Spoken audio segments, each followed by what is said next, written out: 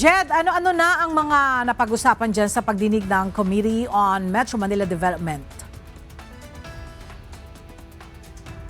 Magandang tanghali, Ella. Kasama sa mga napag-usapan na sa nasabing pagdinig ay ang mga plano at ongoing plans ng iba't ibang ahensya ng gobyerno, partikular na ng DPWH at MMDA. Ito ay kaugnay ng flood control projects, partikular na sa National Capital Region.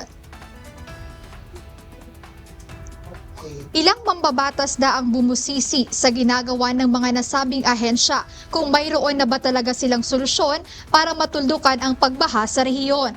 Ayon sa Department of Public Works and Highways o DPWH ng National Capital Region, may ongoing plan at projects na sila kaugnay ng nangyayaring pagbaha sa National Capital Region.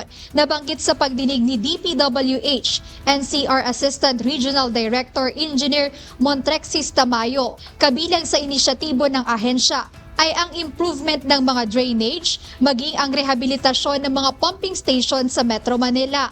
Bukod dito, mayroon din silang isinasagawang cleanup drive sa mga creek, estero, ilog at iba pang daanan ng tubig. Ayon sa DPWH-NCR, may 441 flood control projects na nakatala sa rehiyon ngayong 2025.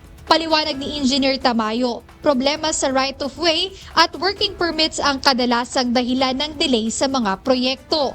Sinagot din niya ang naunang sinabi ni QC o ni Quezon City Mayor Joy Belmonte na higit 100 flood control projects sa lungsod na hindi umano nagkaroon ng coordination sa kanila. As far as I know po kasi, every project po has been coordinated po sa mga local government units kasi sumusulat po sila para makapag-construct po yung bawat implementing offices natin. The problem is, siguro po nagkaroon ng lapses yung mga implementing offices namin kasi may mga projects, as far as I know, na hindi pa nabigyan ng clearance pero nakapagpatuloy. So, I think yun po yung naging problema po nung coordination po in between na agencies po.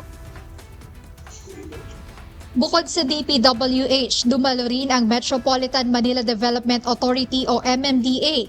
Ayon kay Chairman Attorney Romando Ortez, kasama sa pinaplano nila ngayon sa tulong din ng local government units ay ang proposed rainwater impounding facilities sa iba't ibang lungsod sa National Capital Region, kung saan dito aniya kukunin at iipunin muna ang tubig ulan na siyang nagdudulot ng pagbaha sa rehiyon.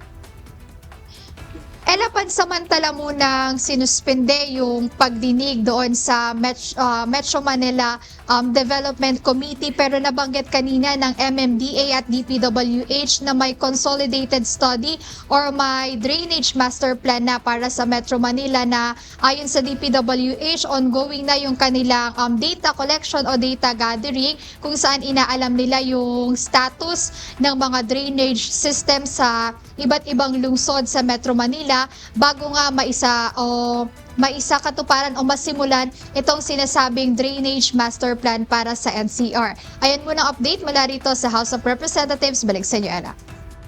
Maraming salamat, Jed Neresina.